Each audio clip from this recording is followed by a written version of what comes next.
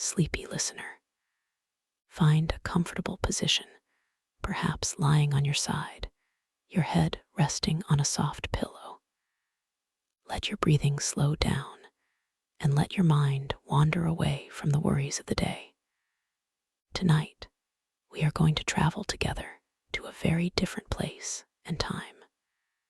We are going to the banks of the Nile River in ancient Egypt during the season of the flood. The ancient Egyptians called this season Akhet, and it was a time of both celebration and anxiety. The river would rise slowly at first, then with a determined swell, and it would cover the fields, the paths, the low-lying villages, and even the lower steps of the temples. For the farmers, this was a blessing, because the floodwaters deposited rich black silt that made the soil fertile for the next harvest. But for the sailors, the flood was something else entirely. It was a time when the river became a different creature, wider, stronger, more unpredictable. The familiar landmarks of the shoreline disappeared, and the current ran faster, carrying with it trees, dead animals, and chunks of mud that had broken loose from the banks. Yet the sailors could not simply stop working. Cargo had to be moved, and the flood season actually made some journeys easier because the deeper water allowed heavier loads. So they continued to sail, to pole, to row, and when the sun went down, they had to find a place to sleep. But where? The land was underwater. The usual campsites were submerged. The only dry place left was the boat itself. And so, the Egyptian sailor of the flood season became a creature of the deck, a man who slept not on a bed of reeds on the shore, but on the wooden planks of his vessel, with the infinite dark river murmuring all around him. Imagine the boat. It is not a large luxury vessel like the ones that carried pharaohs or queens. It is a cargo boat, perhaps 40 feet long, made of acacia, wood planks that are tied together with ropes because nails are scarce and expensive. The hull is shallow, designed for the shallow channels of the Nile, and it sits low in the water, especially when laden with granite blocks or sacks of grain. The deck is flat, with a small cabin near the stern that houses the captain's few possessions, and perhaps a small shrine to the gods. But there is no room for the crew in that cabin. The crew, perhaps 6 or 8 men, sleep in the open on the deck itself. During the dry season, they would tie up to the shore and sleep on the sand, which was softer. But during the flood, the shore is gone. The water stretches out on all sides, sometimes for miles. The only solid surface is the boat. So the sailors take out their sleeping mats, which are rolled up and stored under a bench during the day. These mats are made of woven reeds or palm fronds, and they are thin, very thin. They provide just enough cushion to separate a man from the hard wood of the deck. Each sailor has his own mat, and he lays it out in a spot he has likely claimed for himself over many nights. Perhaps it is along the gunwale, the side of the boat, where he can lean his back against the low railing.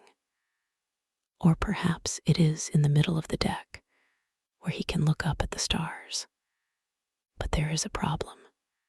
The deck is not entirely empty. It is also loaded with cargo. There might be a stack of amphorae containing wine or oil, or a pile of rope, or a set of heavy stone anchors. And there might also be the boat's personal supplies, the jars of water, the dried fish, and the loaves of bread that are shaped like little discs. The sailors must fit their sleeping mats into the gaps between the cargo, like pieces of a puzzle. It is not luxurious, but it is enough. Now, let us talk about the sounds of the night. When you are lying on that boat, you are surrounded by water. The river is alive with noise. The most constant sound is the water itself, lapping against the hull. It is a gentle, rhythmic sound, like a soft heartbeat. But there are other sounds too. The wind rustles through the reeds that still poke up from the flooded fields. Insects chirp and click. Frogs add a low, croaking chorus. And occasionally, there is the splash of a fish leaping, or the grunt of a hippopotamus surfacing for air. Hippos are dangerous, but they are also surprisingly quiet when they want to be. You might not hear a hippo until it is very close. The sailors have learned to recognize the sounds of the river. A sudden silence might mean a predator is near. But on a calm night, the sounds blend into a lullaby. The creak of the boat's ropes as they stretch and settle, the occasional snore of a fellow sailor, and above all, the water. The water is always there, whispering against the wood. For a modern listener, this might sound scary, but for an ancient Egyptian sailor, it was home. It was familiar. It was the sound that had accompanied every night of his working life. Now, we have to address the elephant, or rather, the crocodile, in the water. Yes, crocodiles were present in the Nile in staggering numbers during the time of the pharaohs. And during the flood, they were even more active because their usual basking spots on sandbars were submerged. So they swam more, often at night. But the sailors were not as terrified of crocodiles as we might think. They had methods.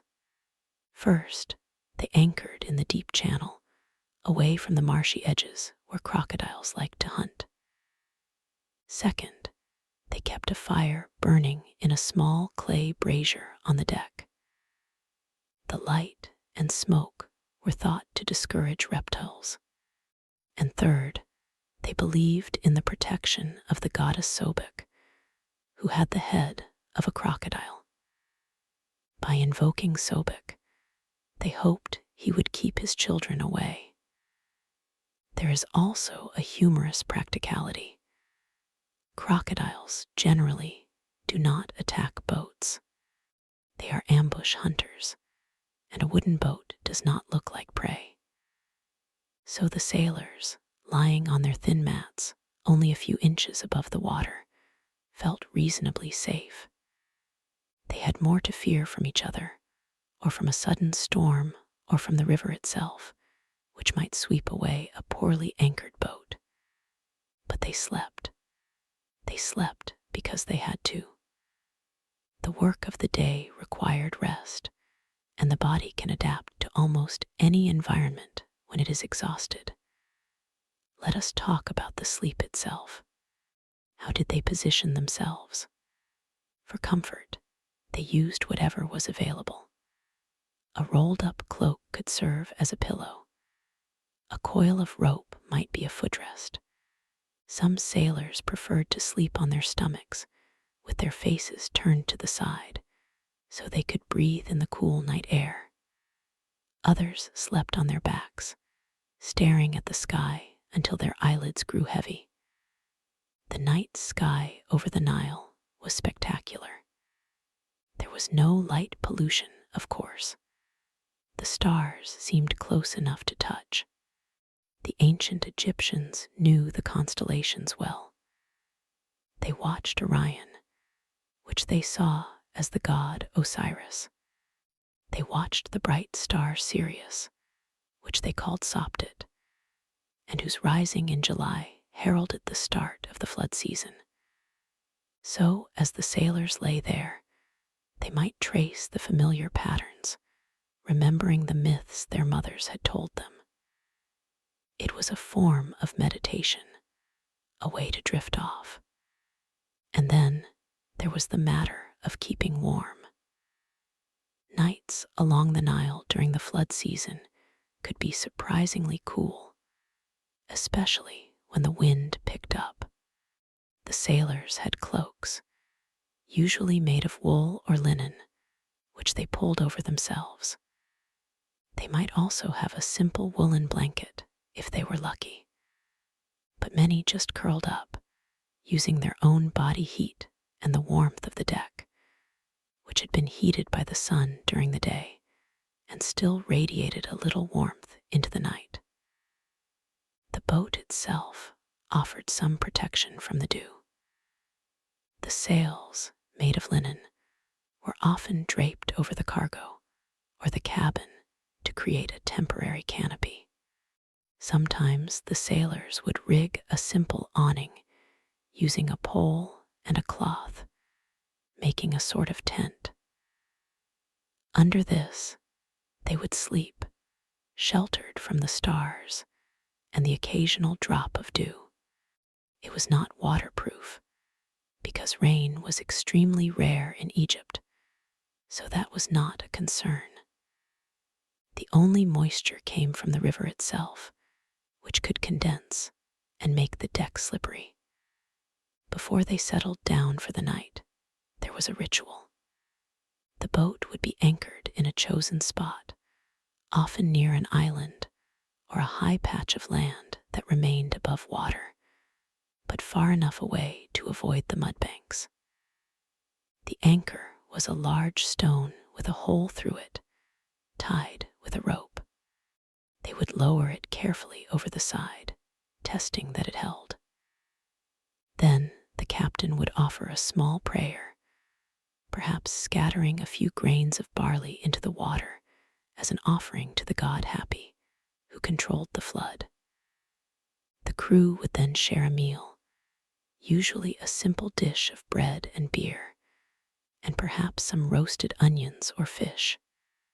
They talked softly, laughed a little, then one by one they lay down. Some of them would talk in their sleep, muttering about ropes or currents. Others would lie still, their breath slowing as the river rocked them. The boat did not have a steady motion like a ship at sea. It was more like a gentle, irregular sway, sometimes dipping when a passing wave lifted the bow, then settling back. It was enough to lull even the most anxious mind. But not everyone slept at once. There was always a watch. One sailor would stay awake, sitting near the bow or on the cabin roof, watching the water. He was not watching for crocodiles or hippos as much as for changes in the river level. The flood season brought swift currents, and the anchor could drag if the water rose too quickly. So the watchman kept a lamp burning, and he would wake the others if needed. The beauty of the Egyptian night, however, made the watch a peaceful duty. The stars, the distant glimmer of another boat's fire, the occasional call of a night bird. The watchman might hum a song to himself, or simply listen to the sounds. When his shift was over, he would wake his replacement with a gentle tap on the shoulder, and then he would lie down and be asleep in minutes. The quality of sleep on a boat during the flood was different from sleep on land. It was deeper in some ways, because the rocking motion is known to help humans fall into restorative sleep. But it was also interrupted because the body never fully forgets that it is on water. The sailors might wake briefly when the boat groaned against a strong current, or when a large piece of driftwood bumped against the hull. They would listen for a moment, then turn over and go back to sleep. They learned to sleep through minor disturbances, much like a modern parent learns to sleep through the sound of a washing machine. The crew was a family of sorts. They knew each other's habits. One man might snore like a donkey, and the others would tease him about it in the morning. Another might thrash around, kicking his mate. So they arranged themselves on the deck with a kind of informal but carefully considered order. The older sailors, the ones with creaking bones and a lifetime of river wisdom, would claim the spots nearest the mast or the cabin wall, where they could lean their backs and feel more secure. The younger men, the apprentices who still had the reckless energy of youth, would stretch out in the open, near the edge of the deck, where the stars seemed to spin above them and the water lapped just inches below. And there was always one who preferred to sleep near the cargo, using sacks of grain as a mattress, or one who insisted on being under the awning, even though it sagged with dew by midnight. They knew each other's preferences the way you might know the sleeping habits of your own siblings. It was a small floating home, and every night they recreated the same arrangement, like a familiar dance. And yet, despite the closeness, there was a surprising amount of privacy in the dark. When you cannot see the person next to you, only hear their breathing, you can be alone with your thoughts. Some sailors would lie awake for a while, thinking of their families. The flood season meant that many of them had been away from home for weeks.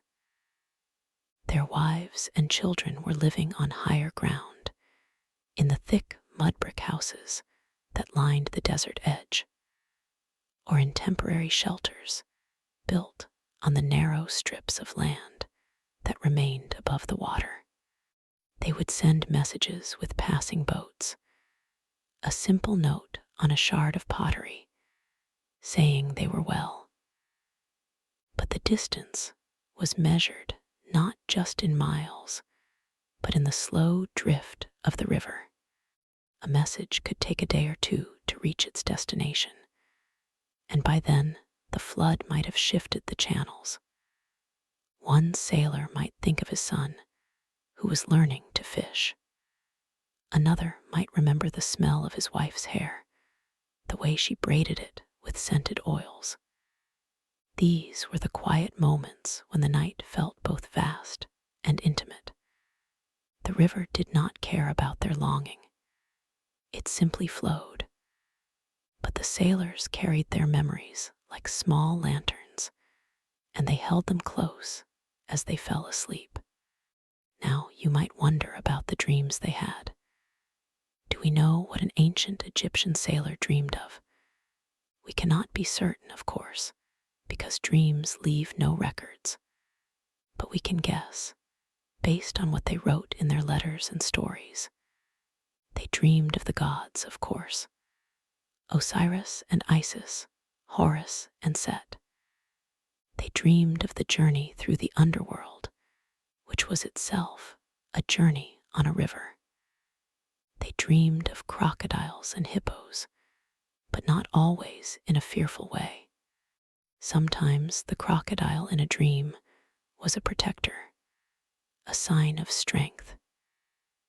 And they dreamed of the flood itself, the great gift of Hapi, the god who brought the black silt. In their sleep, the water might rise around them, but gently like a blanket, not a threat. They dreamed of home, of the smell of baking bread, of the laughter of children playing in the courtyard. They dreamed of the taste of beer, sweet and thick, and the feeling of the sun on their skin after a long night. but they also dreamed of the practical things. Some scholars believe that people in pre-industrial societies often dreamed of animals and natural events more than we do today, because their waking lives were so closely bound to the rhythms of nature. So a sailor might dream of a heron standing motionless in the shallows, or of a fish darting away, or of a sudden gust of wind that makes the boat shudder. And these dreams, like the sounds of the river, blend into the fabric of the night. They are not nightmares. They are just the mind sorting through the day's experiences, like water smoothing a stone. Now, let us talk about the dawn. The first light over the Nile is a slow, gentle promise. It does not arrive all at once. First, there is a pale gray glow in the east, barely visible through the haze of moisture that rises from the floodplain. Then the stars begin to fade, one by one, as if they are being gently erased. The birds notice before the humans do. The herons start to call, a deep croaking sound, and the kingfishers begin their high-pitched chatter. The frogs quiet down, and the insects fall silent. The world shifts from the music of the night to the music of the morning. On the boat, the watchman who has been sitting through the last hours of darkness rubs his eyes and stands up. He is tired, but he knows that relief is near. He might stretch his arms, feeling the stiffness in his shoulders.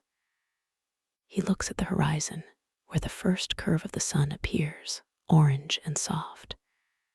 He might say a quiet prayer of gratitude to Ra, the sun god, for bringing light back to the world. Then he begins to wake the others, not with a shout, that would be rude. He walks carefully among the sleeping bodies, bending down to touch a shoulder, saying the name of each man in a low voice. Hari, wake up. The sun is coming. Ka, time to rise. And one by one, the sailors stir. They do not leap up. They take their time. The morning is slow. They sit up, rub their faces, look around. The light is still dim, but growing.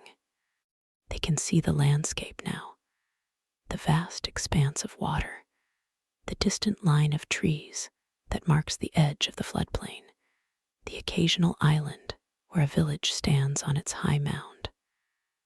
The water is brownish green, thick with silt. It does not look clean, but it is drinkable after a few hours of settling.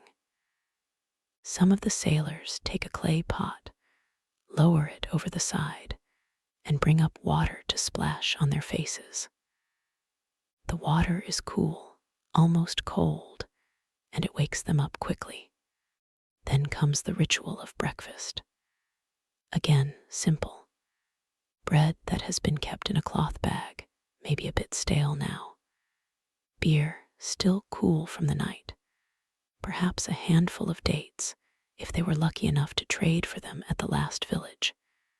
They eat in silence at first, each man lost in his own thoughts.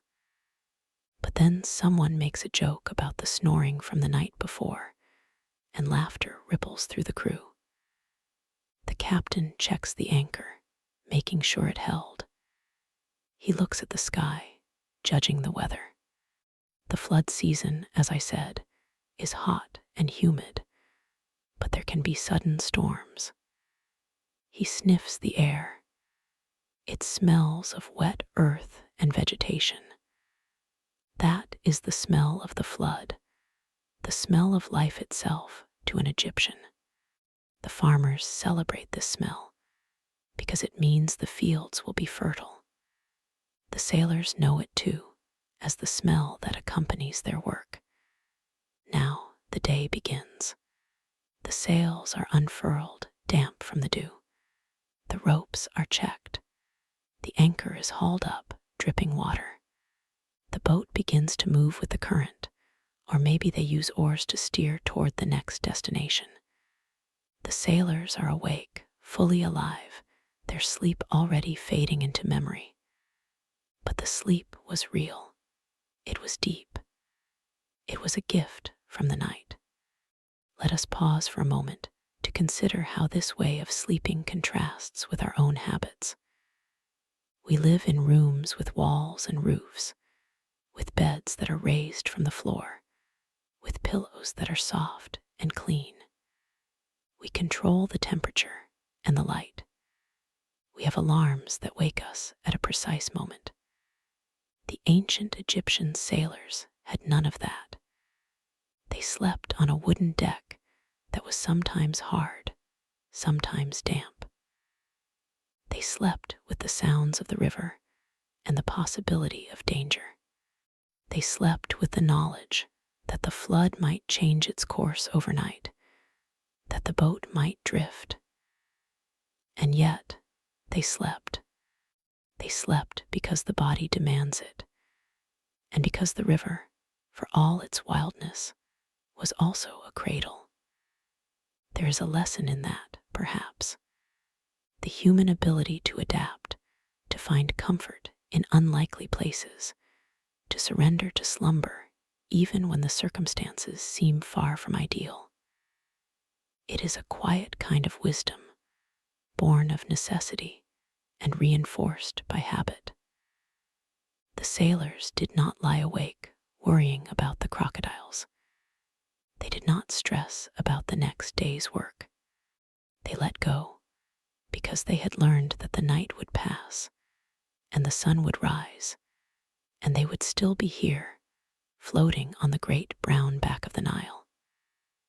Now, I want to take you a little deeper into the sensory details of that night, because that is where the story lives. Imagine the feel of the deck beneath your back. It is not smooth like a modern floor. The wood is rough, with splinters worn smooth by time and water. There are gaps between the planks where you can see the dark water below moving. If you lie still, you can feel the boat breathe, a subtle expansion and contraction as the wood adjusts to the moisture. The deck is warm where the sun touched it, but cool in the shadows. You shift your body to find that sweet spot where the hardness of the wood meets the curve of your spine just right. Your blanket is made of wool, scratchy against your chin, but it holds the warmth of your body. You have pulled it up over your head because the air is cool and you want to feel enclosed. Inside that small cocoon, you can hear your own breath, loud and steady. You can smell yourself, the smell of a day's labor, of sweat and river water. It is not unpleasant. It is the smell of being alive. And then you hear the sounds from the other men. One of them is singing softly, a lullaby from his childhood. His voice is low, barely above a whisper. You cannot make out the words, but the melody is old, maybe thousands of years old. It rises and falls like the water. Another man is telling a story, a tale of a god who tricked a rival. The others listen, even though they have heard it many times before. The story is a comfort, a familiar shape in the dark. The fire in the brazier crackles. The watchman adds a piece of wood.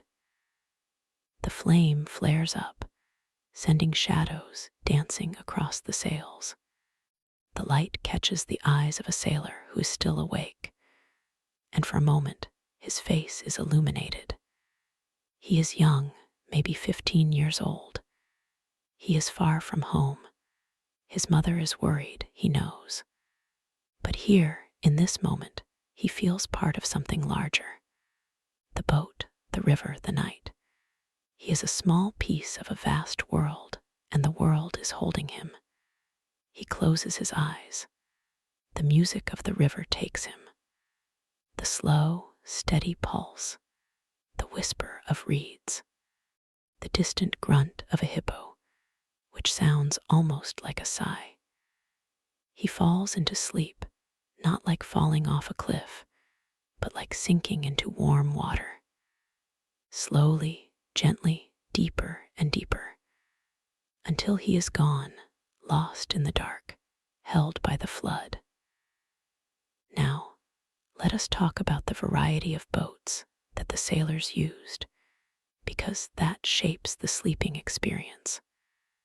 The Nile during the flood season saw many different kinds of vessels.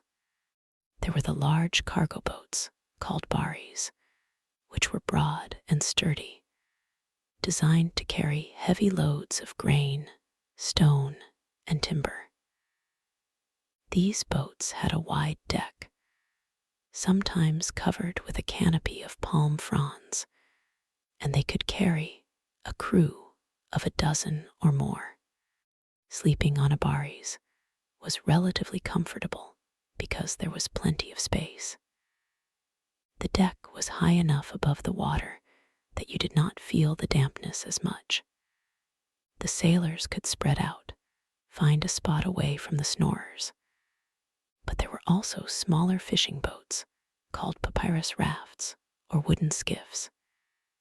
These were light and nimble, used for catching fish or crossing the river.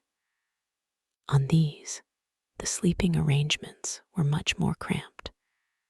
The deck was narrow, often just wide enough for one person to lie down.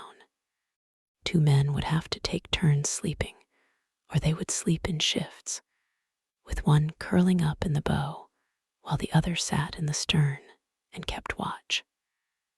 These small boats were also closer to the water. You could reach down and touch it.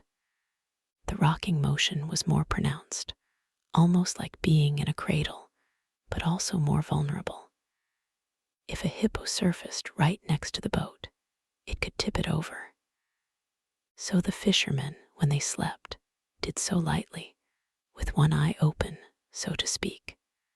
And then there were the ceremonial boats, the ones that carried statues of gods or the bodies of the dead across the river. Those were not used for cargo or fishing, but they would sometimes be moored near temples. The priests who tended them would sleep on board during festivals, not because they had to, but as a ritual act. They would lie on the deck, dressed in white linen, and listen to the hymns that were sung through the night. Their sleep was a kind of meditation, a communion with the divine.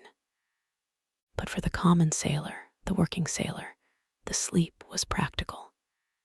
It was a tool. You slept because you needed strength for the next day. And the next day would come, as it always did.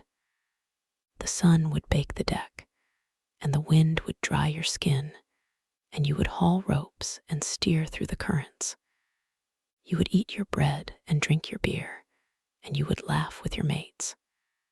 And when the sun set again, you would find your spot on the deck, and you would listen to the river, and you would sleep. Now, I want to share a small thought about the passage of time on these boats. The flood season lasted for several months, from July to October. During that time, the sailors were almost constantly on the water. They would travel from village to village, picking up goods, delivering them to the great cities like Memphis or Thebes. Their days blended together. One day was much like the next. The river was their calendar. The height of the water, the color of it, the speed of the current. They learned to read these signs, just as a farmer reads the sky. And the nights were similar too. The same stars, the same sounds, the same rituals. But each night was also different, because the water was always changing. A new sandbar might appear. A channel might shift. A storm might come. so the sailors could never become too complacent.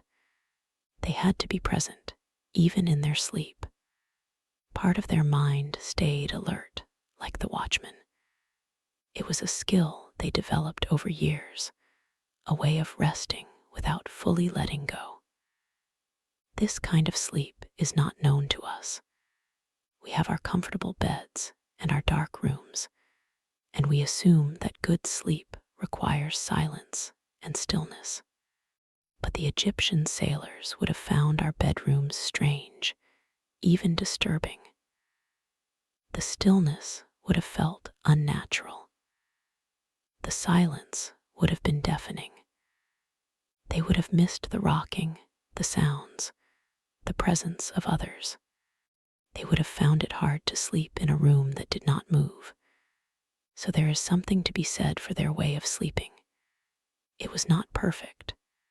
They woke up tired sometimes, with aching backs and stiff necks. They were bitten by mosquitoes, and sometimes by scorpions that had crawled onto the boat. They were rained on, though rarely. The dew soaked their blankets, but they slept. They slept as part of the river, as part of the night. They are gone now, those sailors, their voices lost to time. But the Nile still flows. And if you ever stand by the river at night, in the flood season, you might feel what they felt. The presence of the water, the soft embrace of the dark, the pulse that never stops. And with that, let us let the sailors sleep. Let the fire burn low. Let the boat drift on the gentle current. The night is long, but it is also kind. Good night, sailors. Good night, listeners. The river will carry you home. And yet, before we truly let them go, let us linger a little longer on the quiet moments that filled those nights. For even in the deepest sleep, there were small awakenings. The sailor who had been singing that old lullaby might pause mid-note, his voice trailing off into a yawn. Another man would shift, his hand brushing against the rough wood, and he would murmur something in his sleep, a wordless sound that the others understood without waking. The fire would snap, and a stray ember would float up into the darkness, a tiny orange star that winked out against the velvet sky. Let us talk about the sleeping mats. Not every sailor had a blanket. Some had only a thin woven mat of papyrus or palm leaves, spread directly on the deck.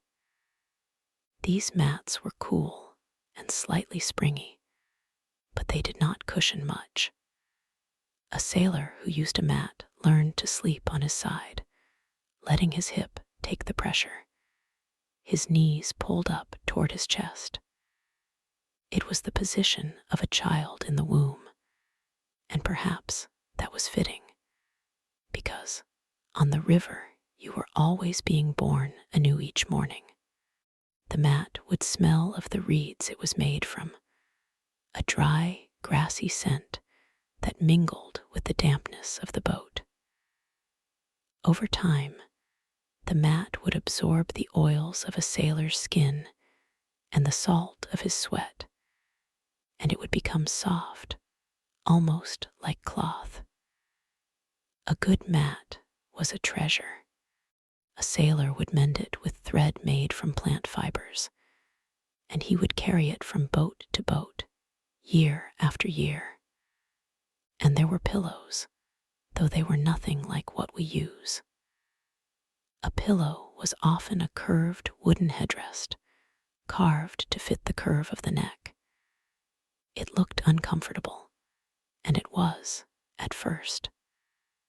But after a few nights, the sailor found that his head rested securely, and his spine stayed straight. The headrest also served a practical purpose. It kept the hair and the ears away from the deck, where ants and beetles might crawl.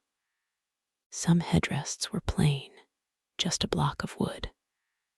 Others were carved with the image of a god or with the symbol of an amulet. The most elaborate ones belonged to the boat's captain or to the wealthy merchant who traveled with the cargo. But even the simplest headrest was a comfort. It was the first thing a sailor would put down when he chose his spot for the night. Now, I want to tell you about the dreams that came to these men on the flood. The Nile, they believed, was a place where the veil between the waking world and the world of the gods was thin. The water carried the dreams of the dead, and sometimes those dreams would find a sleeping sailor. A man might dream of his father, long gone, speaking to him from the reeds. Or he might dream of a crocodile who was not a crocodile, but a god in disguise, offering advice. The sailors did not dismiss these dreams as mere imaginings. They took them seriously. In the morning, they would tell each other what they had seen, and they would interpret the signs. A dream of a black ox meant good fortune. A dream of a broken oar meant trouble ahead. The dreamer would then make a small offering to the river. A pinch of bread crumbled into the water to thank the gods for the warning. There was a certain comfort in this belief. It meant that even in sleep, you were not alone. The gods were watching, and your ancestors were watching, and the river itself was a living presence that could speak to you if you were quiet enough to listen. So when a sailor closed his eyes, he did not feel isolated. He felt held in a web of stories and spirits that stretched back to the beginning of time. And that made the darkness less frightening. That made the rocking motion feel like the sway of a mother's arms. Let me describe the sound of the water against the hull. It is a sound you can never forget once you have heard it. It is not a single note, but a chorus. There is a low, thick lapping where the wide belly of the boat meets the current. There is a higher, faster slapping where the bow cuts the water. A sound like a tongue clicking against the roof of a mouth. And there is the deep, sonorous gurgle of the rudder, which the helmsman would sometimes tie in place so that the boat drifted with the current. That gurgle was a kind of pulse, slow and steady, like a heartbeat. The sailors, after many nights, learned to match their breathing to that pulse. Breathe in as the water rises against the hull. Breathe out as it falls away. It was a meditation, though they would not have called it that. It was just how you fell asleep. Now, I must mention the insects. They were a constant presence, especially during the flood season. Mosquitoes rose from the marshes in clouds, and they found the sailors' warm skin. The men would cover themselves with mud or with oil to keep the insects away. Some would sleep with their faces buried in their arms, breathing through a small gap in their blanket. Others would build a smudge fire using green wood that gave off a thick smoke. The smoke would sting your eyes, but it kept the mosquitoes at bay. And there were other creatures too, small beetles that scurried across the deck, looking for crumbs, spiders that wove their webs in the rigging. Occasionally, a scorpion would crawl out from under a coil of rope. The sailors would shake out their blankets and mats every evening, a ritual as automatic as closing your eyes. They did not fear these creatures exactly, but they respected them. A scorpion sting was painful, but rarely deadly. Still, You did not want to roll over onto one in the middle of the night. And then there were the larger animals that shared the river. The hippopotamus was the most dangerous. During the day, they were mostly submerged, but at night, they would come up to graze on the banks. Sometimes they would swim near the boats, drawn by the sound of voices or the smell of food. A hippo could capsize a small fishing boat with a single shove of its massive head. The sailors knew this, and they kept a watchman whose sole duty was to listen for the sound of a hippo's breath. When they heard it, a low, whooshing exhale, they would bang a piece of metal against the side of the boat, or they would light a torch and wave it. The light and noise would usually send the hippo away. But sometimes the animal was stubborn, and the sailors would have to row to the middle of the river, where the water was too deep for the hippo to stand. That was a tense few minutes, with everyone awake and holding their breath. But once the danger passed, the men would settle back down, and sleep would return, though it might take a while to find its way back. The crocodile was less of a threat at night, because crocodiles are cold-blooded and they slow down in the cool air. But they were still present, their eyes just above the water, like floating logs.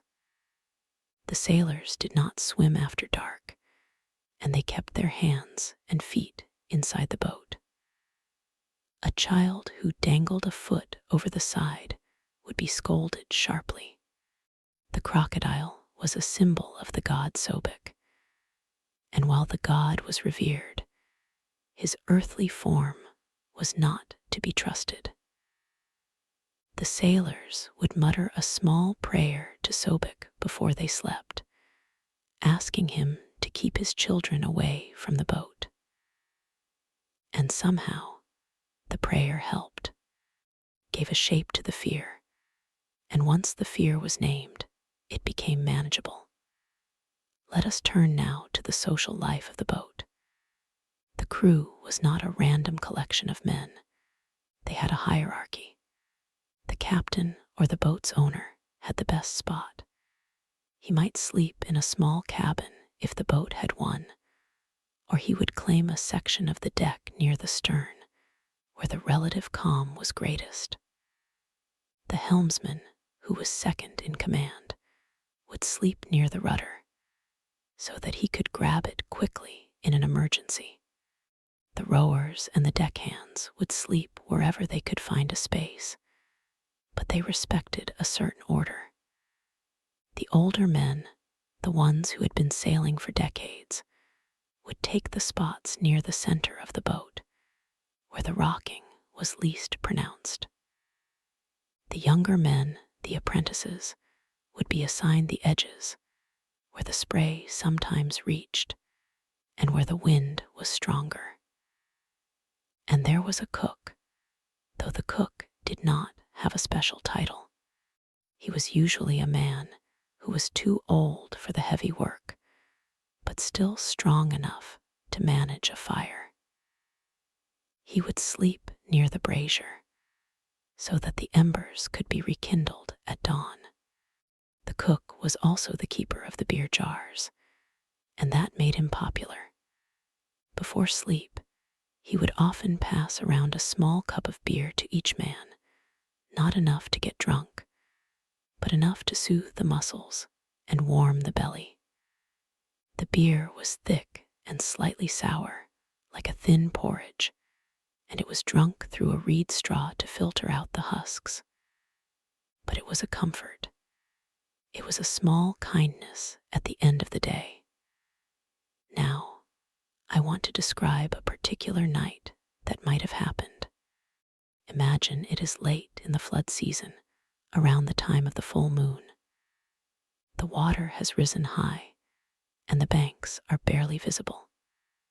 The boat is moored near a village that is itself partly submerged.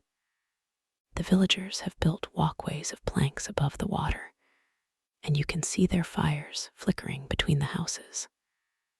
The sailors have eaten their evening meal, a stew of dried fish and onions, with flatbread that is so hard it must be soaked in water before eating. They have sung a few songs, told a few stories. Now they are settling down. One of the older sailors, a man named Ippy, has a habit of staying awake a little longer than the others. He likes to watch the moon on the water. He says that the moon is a silver boat sailing across the sky river, and that the reflections are the droplets shaken from its oars. The young sailor, the one who is far from home, listens to this and smiles. He does not believe it, but he likes the image. Ippy sees him smiling and says, "You think I am old and foolish, but I have seen things on this river that you will never see. I have seen the goddess Hathor step out of the water and dance on the deck. I have seen a crocodile weep." Young sailor laughs, but softly, so as not to wake the others. "Tell me about the crocodile," he says, and Ippy settles himself against a coil of rope and begins to speak in a low, measured voice. The story he tells is long and wandering. It involves a fisherman who caught a crocodile by accident, and how the crocodile spoke to him and gave him a prophecy about the harvest.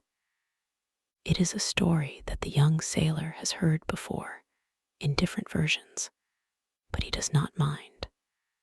The words are familiar. The rhythm is soothing.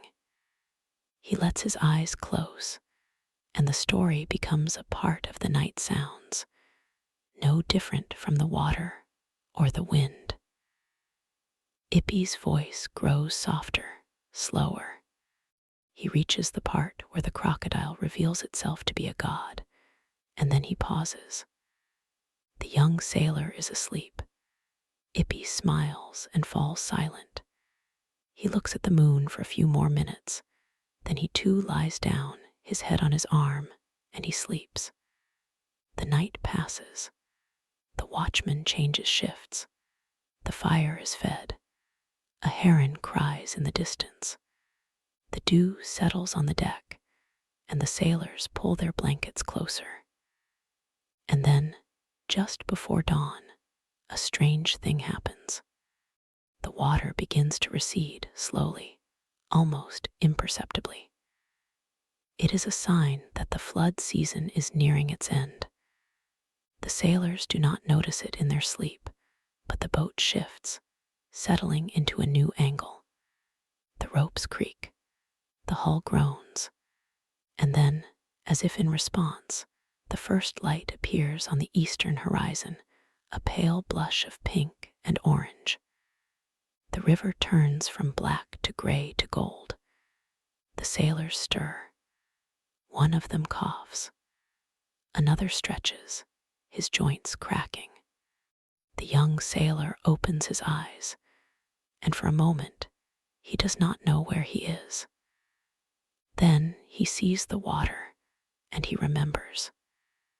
He sits up, and the morning breeze hits his face. It smells of wet earth, of green things growing. The flood is still there, but it is a little thinner, a little less powerful. Soon the fields will emerge, covered in black silt, and the farmers will plant the new crop. But for now, the sailors have another day on the river. They rise, one by one, and begin the rituals of the morning. They relieve themselves over the side. They splash water on their faces. They eat a piece of bread left over from the night before. The cook rekindles the fire and heats a pot of water for tea. The captain gives orders, and the men prepare to depart for the next town. The young sailor rolls up his mat and ties it to his bundle. He looks at the spot where he slept, and he feels a pang of tenderness. It was a good spot. He found the right curve of the wood. He will remember it tonight. But tonight is far away. For now, the day is beginning and the river is calling. The sails are hoisted and the wind fills them with a soft whoosh. The boat moves forward and the sailors settle into their work. The sleep of the night is already becoming a memory, a quiet dream that fades in the morning light.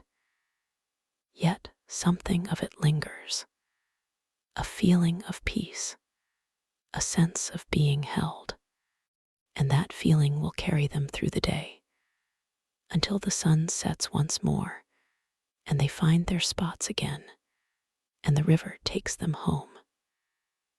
And so the boat drifted onward, carried by the current of the great river that was itself a kind of god, a living thing that breathed and shifted with the seasons. The young sailor, whose name was Ka, watched the banks slide by, though the banks were hardly banks anymore.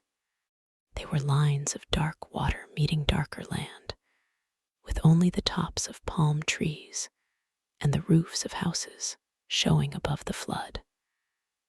The world had become a sea of brown and green, with the sky a pale blue dome that seemed to float above it all.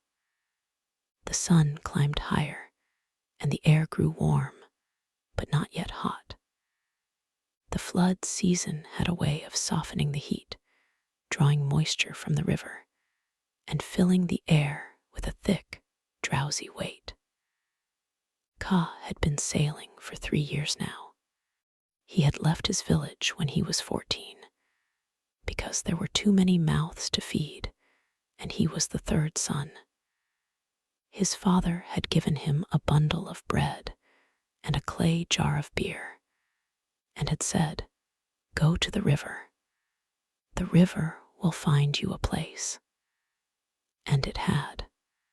He had found work on a grain barge, then on a passenger boat, and now on this small trading vessel that carried linen and pottery up and down the middle stretch of the Nile. He had not seen his family since the day he left. He sent messages when he could, but the flood season made travel unpredictable. Letters were carried by other boats, and they often arrived late or not at all. He thought of his mother sometimes, especially at night, when the stars were out and the water was still. He wondered if she thought of him. He supposed she did. Mothers always do. The captain's voice broke into his reverie. "Ka, stop dreaming. Take the rudder for a while. The helmsman needs to rest his arms." Ka rose quickly, his joints stiff from the night on the deck. He walked to the stern, where the helmsman, a man named Seneb, was leaning on the long wooden tiller. Seneb was a quiet man, with a face like cracked leather and eyes that seemed to look through you. He nodded at Ka and stepped aside.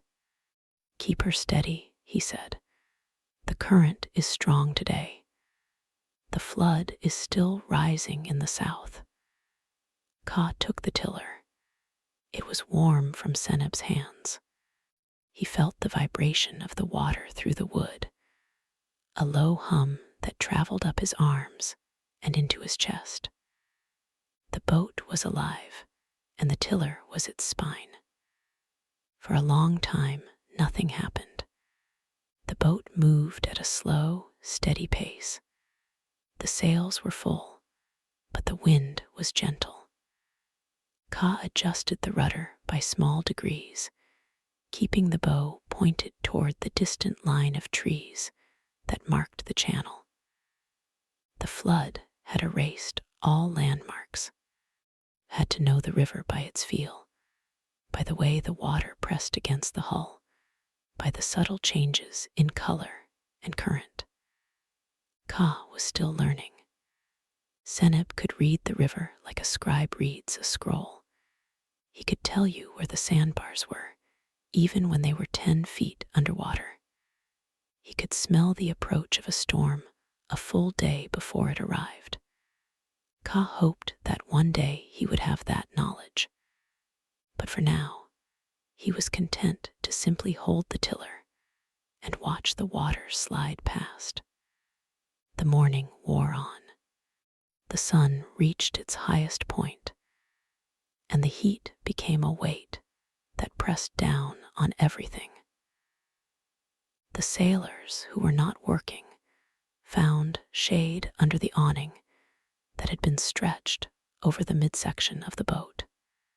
They lay on their sides, their heads resting on their arms, their mouths open. They did not sleep deeply, but they rested. The cook brought out a jar of beer and a basket of dates.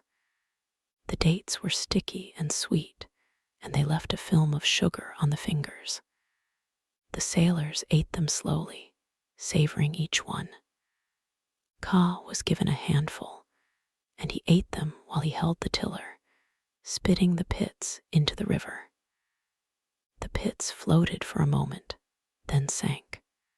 He wondered if they would grow into date palms somewhere downstream, in a delta that he had never seen.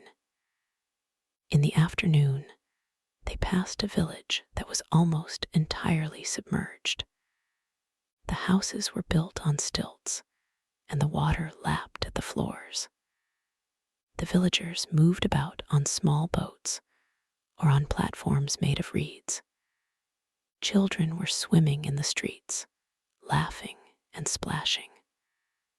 One of them waved at the passing boat, and Ka waved back. The child had a small dog that was swimming beside him, its head held high above the water. The dog barked once, a high, sharp sound that carried across the water. Ka thought of the dog he had left behind, a scruffy animal that had followed him to the river on the day he left.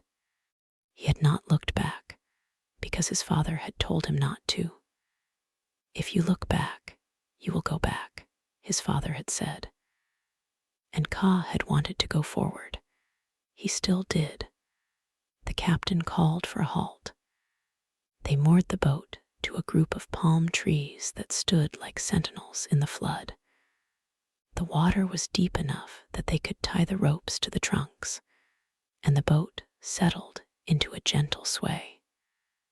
The sailors prepared the evening meal. The cook made a fire on a bed of sand that he had brought for that purpose, and he boiled a stew of beans and onions with a little bit of dried meat that had been soaked for hours.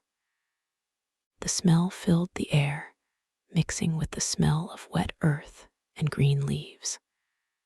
The sailors sat in a circle, eating from clay bowls, dipping their bread into the broth. They did not talk much. They were tired, and the food was good. The sun began to set, and the sky turned orange and then purple, and then a deep, dark blue. As darkness fell, the mosquitoes came.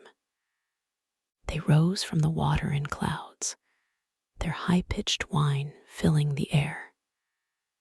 The sailors lit a fire of green wood, which produced a thick smoke that kept the insects at bay. They also coated their skin with a mixture of oil and crushed herbs, a remedy that the cook had learned from his grandmother. It smelled strong, like mint and something earthy, but it worked. Ka rubbed it on his arms and his neck and his face. The smoke stung his eyes, but he did not mind. It was better than the mosquitoes. Now the night settled in fully. The stars emerged, one by one, until the sky was thick with them. The Milky Way stretched across the heavens like a river of light. Older sailors said that it was the celestial Nile, the river that the gods sailed upon. They said that the stars were the souls of the dead, waiting to be reborn. Ka looked up and tried to find the patterns that he had learned. There was the hippopotamus, the one with the stars for eyes. There was the crocodile, its tail curving into the horizon. He knew that the stars moved, that they circled the sky over the course of the night, but they always seemed still to him. They were patient. They had all the time in the world. The sailors began to prepare for sleep. They unrolled their mats and arranged their blankets. They checked the ropes. They made sure the fire was banked and safe. The captain chose his spot near the stern, as always. Seneb slept near the tiller, one hand resting on the wood, even in sleep. The cook lay near the brazier, his body curled around the warmth. The young men, the apprentices, found their places on the edges. Ka chose a spot near the middle this time, next to Ippy, the old storyteller. Ippy was already lying down, his eyes closed, but he was not asleep. He was humming a tune, a melody that Ka did not recognize. It was low and slow, like the sound of the water itself. "What are you humming?" Ka asked, keeping his voice soft. Ippy opened his eyes. They were pale in the dim firelight. "It is a song from my home," he said. "My mother used to sing it to me when I was small. It is about the river and how it carries us all to the same place." "What place?" Ka asked. Ippy smiled. "That is the mystery," he said. "No one knows. But the song is comforting, so I sing it." Ka lay down and pulled his blanket up to his chin. He stared at the stars. The boat rocked gently. The fire crackled. The mosquitoes whined, but they were far away now, kept at bay by the smoke. He thought about the day that had passed and about all the days before it. Thought about the flood and how it covered the land and how it would soon recede, leaving the fields rich and fertile. He thought about the farmers who would plant their seeds and about the harvest that would come. He thought about the river and how it never stopped, how it flowed from somewhere far away to somewhere even farther. He felt small, but not in a bad way. He felt like a part of something large and old and slow. Ippy began to hum again. The melody rose and fell, like the breathing of the river. Ka let his eyes close. The darkness behind his eyelids was warm and soft. He felt his body relax, sinking into the wood of the deck. The stars were still there, he knew, even if he could not see them. The river was still there, holding the boat, carrying it forward. He felt a hand on his shoulder, and he opened his eyes. It was Ippy. "Sleep, boy," Ippy said. "Tomorrow is another day on the water." Ka nodded. He closed his eyes again. The humming continued, weaving itself into the night sounds. The water lapped. The wind whispered. The boat creaked. And Ka drifted into sleep, gentle as the tide, deep as the river, safe as a child in the arms of the flood. He slept, and in his sleep he dreamed. The dream was not like most dreams, not a jumble of images and fears. It was slow and quiet, like the river itself. He was floating on his back, looking up at the sky. The stars were so bright they hurt his eyes, but he could not look away. The water was warm, and it held him without effort. He had no boat, no clothes, no need to move. He simply floated. And then he heard a voice. It was not a voice in words, but in feeling. It said, "You are part of the river now. You always were." And he believed it. He woke once in the deep part of the night. The fire had burned down to embers, glowing red and orange. smoke still rose, but it was thinner now. The mosquitoes were quiet, or perhaps they had gone to sleep themselves. The boat was still. The ropes creaked slightly as the boat shifted, but there was no wind. The water was like glass, reflecting the stars. Ka lay on his back and watched the stars for a long time. He did not think about anything. He just watched. And then he closed his eyes again, and the darkness took him back. The second time he woke, it was to the sound of birds. The birds were waking up before the sun, their calls rising from the trees that lined the distant shore. It was a chorus, a greeting to the new day. Ka opened his eyes and saw that the sky was turning pale, a soft gray that slowly became pink. The stars were fading, one by one, like candles being blown out. The air was cool and damp, and it smelled of wet wood and green leaves. He sat up slowly, his body stiff from sleeping on the deck. His neck ached, but it was a good ache, the ache of a day well spent. Around him, the sailors were stirring. Some were stretching, some were rolling up their mats. The cook was already at work, coaxing the fire back to life with a few careful breaths. The smoke curled upward, mixing with the morning mist. Seneb was standing at the tiller, his eyes on the horizon. He had not slept, or if he had, it was only in the brief moments between watching. He looked tired, but his hands were steady. The captain was sitting at the stern, sipping a cup of water. He nodded at Ka, a small, silent greeting. Ka stood and walked to the side of the boat. He looked out over the water. The flood was still there, covering everything, but now he could see more of the land. The water had receded slightly overnight, or perhaps it was just the angle of the light. He could see the tops of bushes and the trunks of trees that had been completely submerged the day before. The river was slowly pulling back, leaving behind a layer of wet silt. He leaned over and dipped his hand into the water. It was cool and gritty. He brought his hand to his face and smelled the mud. It smelled like life. The cook called out. Breakfast was ready. It was simple, bread that had been baked the day before, and a paste of mashed beans and garlic. There was water to drink, and for those who wanted it, a small cup of beer left over from the night before. Ka ate quickly, standing near the rail.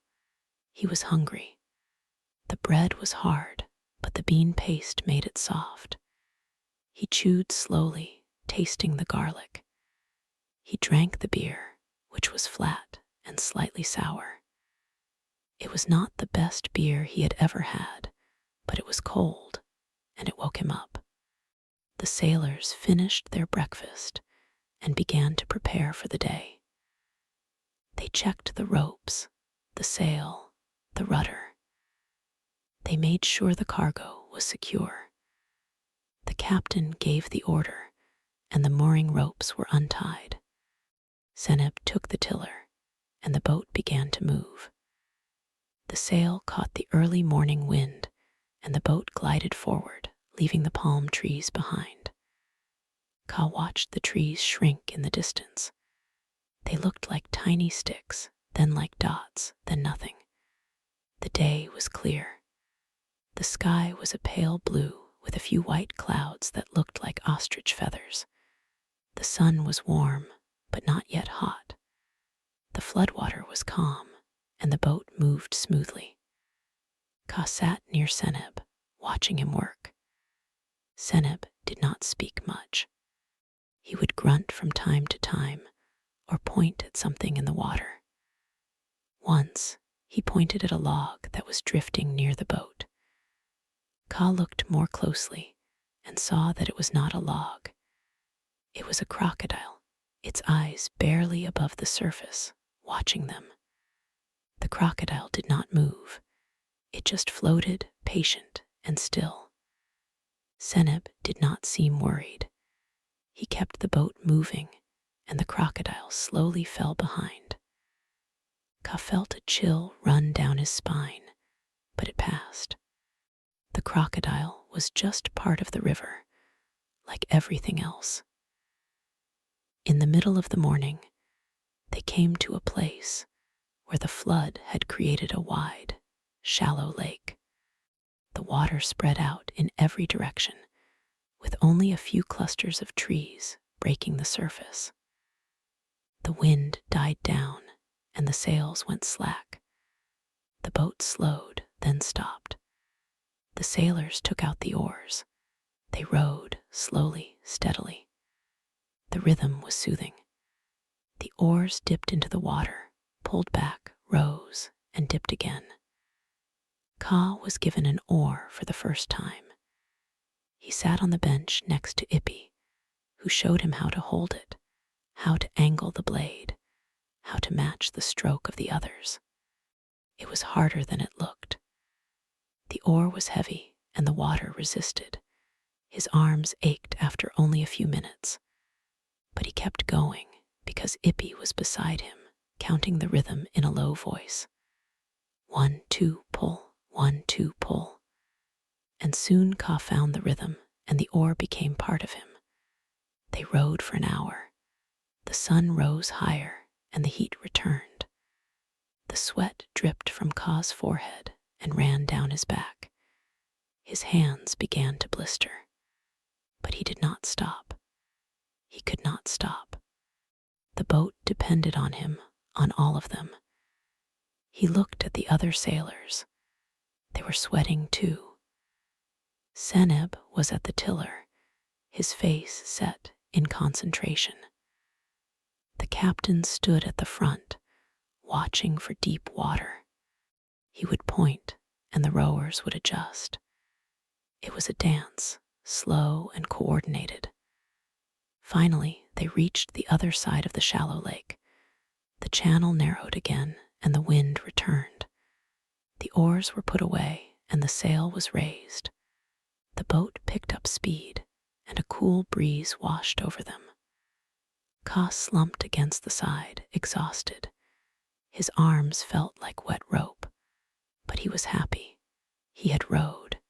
He had helped. Ippy handed him a piece of bread. Eat, he said. You need strength. Ka ate. The bread was dry, but he chewed it slowly. He drank water from a clay jar. The water was warm, but it was good. He looked at the sky. The clouds had multiplied. They were building, growing tall and white with dark bottoms. The captain looked at them too, and his expression grew serious. We may have rain, he said. We will find a place to moor early today. The sailors began to scan the shore. They saw a grove of acacia trees, their branches spreading wide. The water was deep enough to approach. The captain directed the boat toward the grove. They tied the ropes to the lowest branches, careful not to disturb the thorns. The boat settled in the shade. It was a good spot. The trees blocked the wind, and the water was calm. The clouds grew darker. The air became heavy and still. The birds stopped singing. The sailors prepared for the rain. They spread a large canvas over the cargo and over the sleeping area. They secured the sail and the ropes. They moved the firewood under a smaller canvas. And then they waited. The rain came suddenly. It was not a gentle rain. It was a deluge, a wall of water that fell straight down. It drummed on the canvas, on the deck, on the water. The sound was immense, like 1,000 drums. The sailors huddled under the canvas, their shoulders touching. The water ran off the edges, creating curtains of falling water all around them. The air was cool and fresh. The smell of wet earth filled the space. Ka sat with his back against a bundle of cloth. He watched the rain. It was beautiful. The drops were large and heavy, and they made the water dance. The flood rose slightly, but the boat was safe. They sat in silence, listening to the rain. It lasted for an hour, then two. The sound became a steady hum, a white noise that seemed to wash away all thought. Some of the sailors dozed. Ka leaned his head against the bundle and closed his eyes. The rain was like a lullaby. When he opened his eyes, the rain had stopped. The clouds were breaking up and the sun was coming out. The world was washed and clean. The leaves on the trees were dripping. The water was clear, and you could see the mud at the bottom, just beneath the surface. The sailors came out from under the canvas, stretching. They checked the boat. Everything was dry. The cook started a fire, using dry wood that he had kept under the canvas. Soon the smell of smoke and cooking filled the air. They ate an early evening meal, a stew of lentils and onions with a bit of fish that had been caught earlier. The fish was fresh, caught with a net during the rowing. It was flaky and sweet. Ka ate 2 bowls. He was still hungry, but there was no more. He did not mind. He was full enough. The sun set, and the sky turned to orange and pink. The clouds that remained were painted in shades of gold. The water reflected the colors, so that the whole world seemed to be glowing. Ka sat on the deck, his legs hanging over the side. He watched the sunset until it was gone. Then he lay down on his mat, but he did not sleep yet. He listened. The night sounds began. The frogs started their chorus, a low, rhythmic croaking. The crickets joined in, a higher, more insistent sound. Somewhere in the distance, a bird called out, a lonely, haunting cry. The water lapped against the hull. The boat creaked. And then, from somewhere deep in the grove, a new sound began. It was a low, rumbling hum. It was not a frog. It was not an animal that Ka knew. It was a sound like the earth itself, like the river singing from underground. The older sailors called it the voice of the flood. It came when the water was deep and the night was still. It was a good sign, they said. It meant that the river was happy. Ka lay still and listened to the hum. It vibrated through the wood of the boat, through his bones. It was the most soothing sound he had ever heard. It was the sound of something ancient and powerful, speaking in a language that did not need words. He felt his eyelids grow heavy. He did not fight it. He let the hum carry him deep into the earth, deep into the river, deep into sleep. And so passed the second night on the flood. The boat slept. The river slept. But the water did not stop. It moved, slow and sure, carrying everything with it. The stars turned overhead. The frogs sang. The hum continued, low and constant. And in the morning, the flood would still be there and the boat would move again. But that was tomorrow. Tonight, there was only the river and the sleep of those who trusted it. And so the night passed, slow and steady, with the hum of the river beneath them. When Ka opened his eyes, the first light of dawn was seeping through the canvas. The sky was pale, the color of a thin pearl. The air was cool and damp, and the world was was hushed. The frogs had stopped their chorus, and the hum was gone. In its place was the sound of water dripping from the leaves and the soft stir of birds beginning to wake. Ka lay still for a moment, listening to his own breath. His arms were sore from the rowing, but it was a good soreness, the kind that told him he had worked. He moved his fingers, then his wrists, and the stiffness began to ease. He sat up slowly, careful not to disturb Ippy, who was still asleep beside him, curled under a thin blanket. Ippy's face was relaxed, his mouth slightly open. He looked younger in sleep, like a boy who had played too hard and finally given in to rest. The boat was quiet. The captain was already awake, sitting at the stern, a cup of water in his hand. He nodded at Ka, a small, friendly nod. Ka nodded back. He crawled out from under the canvas and stood on the deck. The flood water was still high, but it had changed overnight. The surface was smoother, almost glassy. The mud that had been stirred up by the rain had settled, and the water was clearer now, a soft brown-green. You could see the tops of underwater plants swaying gently with the current. A fish swam past, a silver flash that vanished as quickly as it appeared. Ka walked to the side of the boat and looked down. His reflection was there, wavering. A young face, tired but curious. He smiled at himself, and the reflection smiled back. Behind him, the grove of acacia trees stood quiet, their thorns wet with dew. The ropes that held the boat were taut, but not strained. The boat was comfortable, settled in the shade like a resting animal.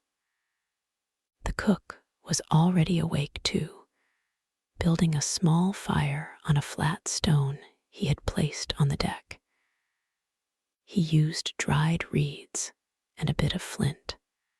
Sparks caught, and the reeds began to smoke. He blew gently, and the smoke became a flame. He added small twigs, then larger sticks.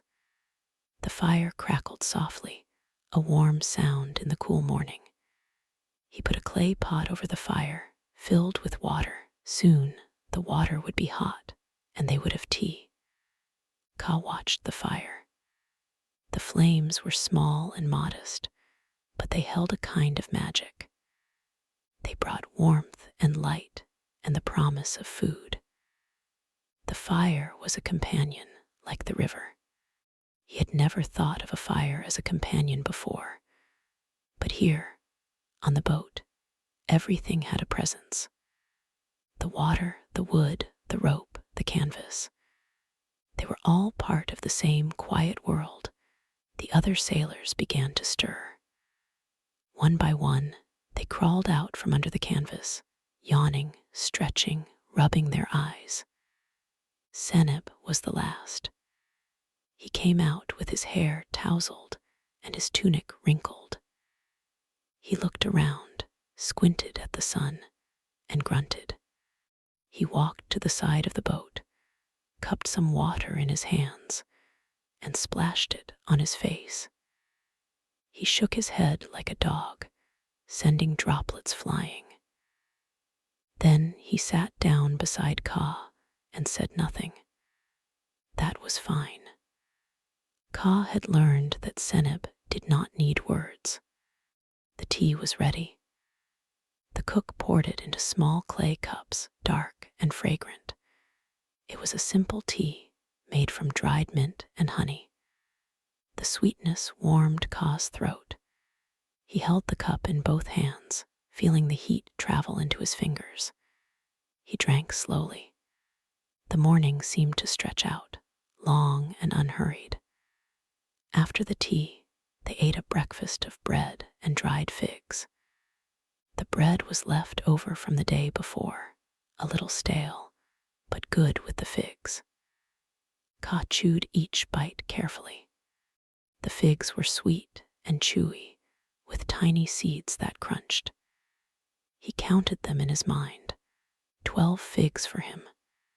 He wondered how many figs there were in the cargo. He did not ask. The captain stood up and looked at the sky. The clouds were thin and white, scattered like feathers. He nodded, satisfied. "Good day for travel," he said.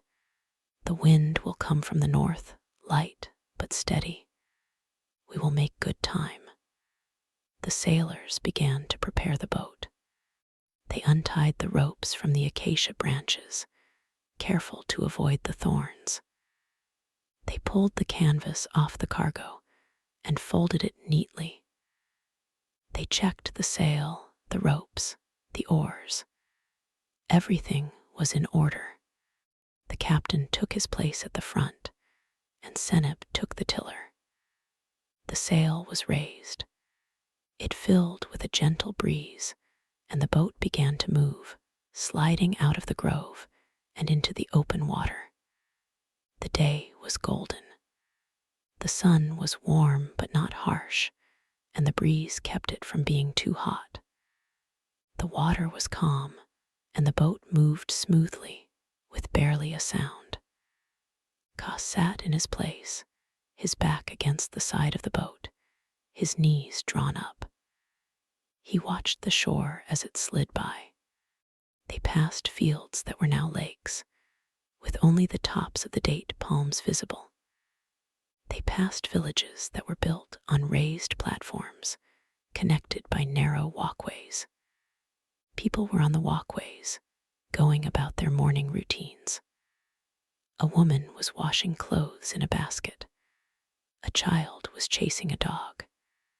An old man was mending a fishing net. They all looked up as the boat passed, and some waved. Ka waved back. In the distance, he saw a large mound of earth rising above the water like a small island. On top of the mound was a cluster of houses, and in front of the houses was a large stone platform. The captain pointed to it. "That is the tomb of a great chief," he said. "From long ago, before the time of the pharaohs. The water will not reach it. The flood will leave it dry, as it always has." Ka stared at the tomb. It was old, older than anything he had ever seen. The stones were weathered, and the edges were soft. He wondered who was buried there, what kind of life they had lived. Did they sail on the flood? Did they sleep on boats? He would never know. But the tomb was still there, watching the water rise and fall, year after year. It was a quiet reminder of time. The river moved, and the tomb stood still. And between them, there was a kind of peace. They sailed through the morning, past more tombs, more villages, more flooded fields. The wind held steady. The sailors did not need to row. They sat and talked in low voices, or napped, or watched the water. Ka dozed for a while, his head resting on his arm. He dreamed of the crocodile, but in the dream, the crocodile was swimming beside the boat, and it was not frightening. It was just there, part of the river, and he felt no fear. He woke when the boat slowed. The channel had narrowed again, and the water was shallower. The captain signaled, and the sailors took out the oars. They rowed in a slow rhythm, but the water was shallow and the mud was soft. The oars sometimes hit the bottom, sending a jolt up Ka's arms. They had to push harder, and the boat moved more slowly. The captain watched the water closely, looking for deeper channels. He pointed left. They rowed left. He pointed right. They rowed right. It was hard work, but it did not last long. The channel deepened again, and the wind picked up. The sail was raised, and the boat sped forward. Ka let out a breath. His arms were tired, but it was a good tired. He looked at Ippy, who was grinning. "You are becoming a sailor," Ippy said. "Soon you will have arms like Seneb." Seneb heard this and flexed one arm. His bicep was hard and round like a stone. Ka laughed. "I have a long way," he said. "Yes," said Ippy, "but you have time." In the middle of the afternoon, they stopped for a meal. The boat was moored to a fallen sycamore tree that stuck out of the water like a bridge. The sailors ate bread and cheese and drank water. Then they lay on the deck in the shade of the sail, resting. The heat was heavy now, and the air was still. The only sound was the creak of the boat and the buzz of flies.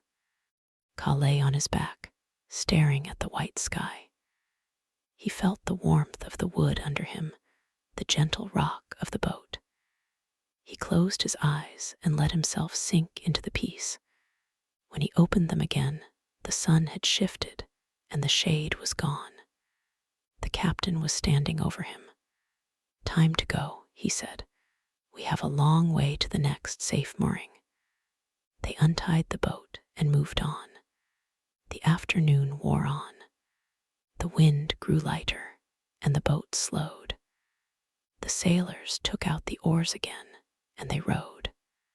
This time the rhythm was steady and even like a heartbeat. Ka fell into it easily. His body remembered now. The oar became an extension of his arms. The water gave way and the boat moved. The sweat dripped, but he did not mind. He was part of the motion, part of the boat, part of the river. As the sun began to set, they found a place to spend the night. It was a small island, no more than a rise of sand and a few bushes. The floodwater had not fully covered it. It was dry and high enough. The captain said it was a good spot. The boat was pulled up onto the sand, and they tied it to a thick bush. The sailors spread their mats on the ground, away from the water. It felt strange to sleep on land after 2 nights on the boat. The ground was hard and still, not moving like the flood. But it was solid, and Ka found it comforting. They built a fire. The cook made a stew of beans and onions with a bit of dried meat. It was thick and warm. They ate and talked. The sailors told stories about past floods, about boats that had gone aground, about crocodiles that had stolen fish from their catch. The stories were long and winding, and they did not always have a point, but they were good to listen to. The fire crackled and the stars came out, one by one.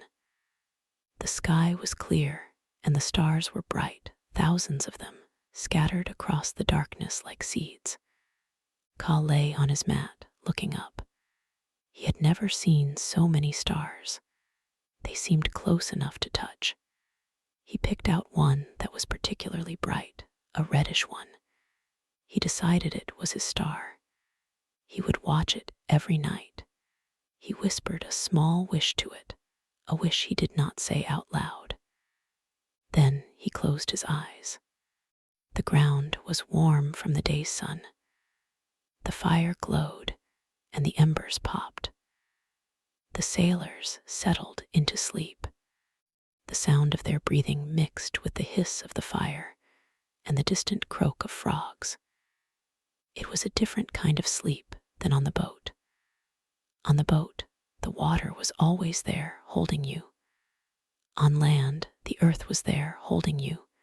Both were good. Both were safe. And so the 3rd night passed. The stars turned. The fire died to ash. The river continued its slow rise, but the island stayed dry. In the morning, they would load the boat and sail again. But that was tomorrow. Night, there was only the earth and the sleep of those who trusted it. The next day was much the same. They sailed and rowed, stopped and ate, rested and moved on. The flood was wider now, spreading across the land like a great, slow lake. The horizon was lost in a haze of water and sky. It was easy to become disoriented. The captain used landmarks, a tall hill on the left, a bend in the ancient river channel that still ran beneath the flood, to keep them on course. He knew the land even when it was hidden. By the fourth evening, they reached a larger village, built on a high mound. The captain decided to stop there for a full day to rest and trade. The boat was moored to a wooden dock. The villagers came out to greet them. They were friendly, curious. The sailors traded some of their cargo, linen and pottery, for fresh vegetables and bread. Ka was given a small clay lamp filled with oil as a gift from a woman who had smiled at him. He held it carefully. It was a simple thing, but it was his. They slept that night on the deck of the boat, tied to the dock. The village was quiet. A few fires burned in the distance, and the sound of a drum drifted across the water. It was a slow, gentle rhythm, like a heartbeat. Ka listened until the drum stopped. Then he listened to the silence. The water lapped against the dock. A dog barked once, then stopped. He fell asleep with the lamp beside him, unlit. He did not need it. The stars were enough. The fifth day was a day of rest. Ka walked through the village with Ippy. They saw the houses, the granaries, the small temple. They met the village priest, who showed them a statue of the god Happy, the god of the flood. Happy was a large man with a belly and a beard, holding a tray of offerings. He looked kind, not powerful. The priest said that Happy brought the flood every year, and that without him, the land would be barren. He is generous, the priest said, but he is also lazy. He sleeps through the winter. You have to wake him with songs and incense. Ka laughed at that. He imagined the flood god sleeping under the river, snoring, and the priests beating drums to wake him. It was a funny image, but it also made sense. The flood was not just water. It was a presence, a spirit. It had moods. It could be calm or wild. It could give life or take it away. And so you honored it, and you did not take it for granted. They returned to the boat in the evening. The sailors had spent the day mending nets and washing clothes. The boat was clean and tidy. The cook had bought a goat, and they roasted it over a fire on the shore. The meat was tender and smoky. They ate until their stomachs were full, and then they lay on the sand, staring at the sky. The stars were bright again. Ka found his red star. It was still there, steady and true. The next morning they departed. The village grew small behind them, then disappeared. They were on the flood again, alone with the water and the sky. The days began to blend together. They sailed and rowed, ate and slept. The rhythm of the journey became a kind of meditation. Ka stopped thinking about where they were going or how far they had left. He just existed on the boat, in the moment. The blisters on his hands became calluses. His arms grew stronger. He learned to read the water, to see where the current was strong and where it was weak. He learned to feel the wind before it came, to notice the shift in the air. And he learned to sleep anywhere, on the deck, on the sand, on a bundle of cargo. He could fall asleep in seconds, his body giving in to the weariness. He dreamed of the flood. In his dreams, the water was a living thing, a vast creature that breathed with the boat. He dreamed that he was floating, weightless, carried by the river to a place that had no name. It was not a frightening dream. It was peaceful, like being held. One night, about a week into the journey, they moored in a narrow channel between two high banks. The water was deep and dark. The banks were lined with reeds and papyrus. The sailors slept on the boat, under a new canvas that the captain had bought in the village. It was thicker and smelled of resin. Ka lay on his mat, listening. The reeds rustled. Something splashed in the water. He tensed, but then relaxed. It was just a fish or a bird. The flood was full of life, and they were all just passing through. He thought of the sailors from long ago, the ones who had slept like this for thousands of years. They had known these same sounds, the same smell of wet earth, the same feeling of being small on the water. They had told the same stories, made the same jokes, eaten the same bread. Nothing had changed. The flood was eternal, and the people who trusted it were eternal too. Not in the body, but in the spirit, in the way they lived. He reached out and touched the wood of the boat. It was smooth and warm. The boat had been built by someone years ago, perhaps by the grandfather of one of the sailors. That grandfather had shaped the wood, tied the ropes, painted the hull with the eyes of Horus to see the way. The eyes were still there, faded, but watching. The boat was alive with the hands that had made it. Ka fell asleep with his hand on the wood, and in his sleep, he felt the boat breathe, felt it move with the water like a living thing. He dreamed that he was not a passenger, but a part of the boat, a part of the river, a part of the flood. And he knew that this was the real way to travel, not to fight the river, but to become it. The journey continued.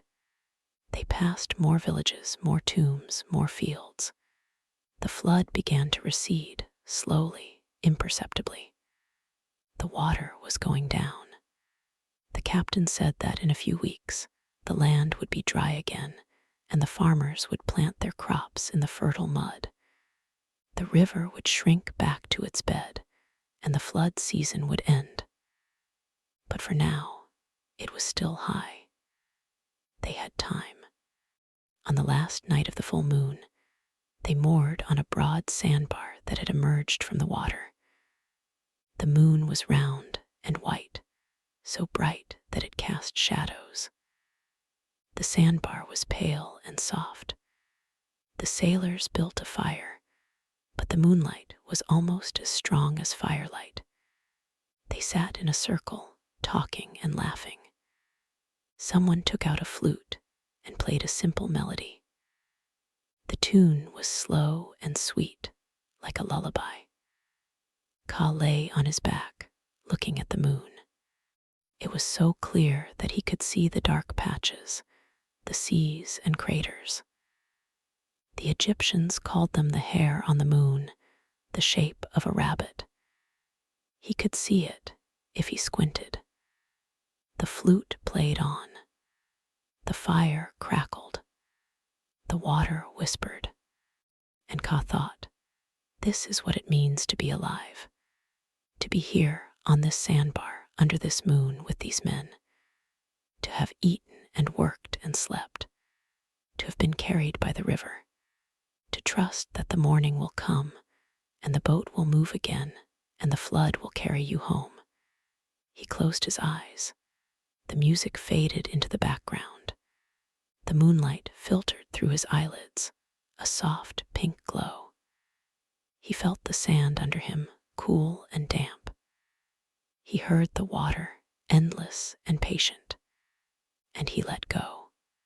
That is the way of the flood. It holds you and you sleep.